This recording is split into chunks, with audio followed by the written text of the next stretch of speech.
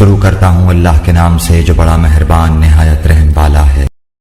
نبی کریم صلی اللہ علیہ وسلم نے فرمایا کہ 3 مسجدوں کے سوا کسی کے لیے کجاوے نہ باندھے جائیں، یعنی سفر نہ کیا جائے۔ ایک مسجد الحرام، دوسرے رسول اللہ صلی اللہ علیہ وسلم کی مسجد، اور تیسرے مسجد اقصیٰ یعنی بیت المقدس۔ صحیح بخاری حدیث نمبر 1189۔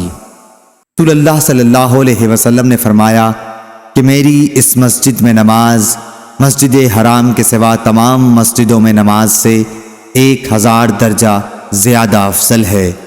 صحیح بخاری حدیث نمبر 1190۔ ایوب سختیانی نے خبر دی اور انہیں نافع نے کہ حضرت عبداللہ بن عمر رضی اللہ عنہ چاشت کی نماز صرف 2 دن پڑھتے تھے جب مکہ آتے، کیونکہ آپ مکے میں چاشت ہی کے وقت آتے تھے۔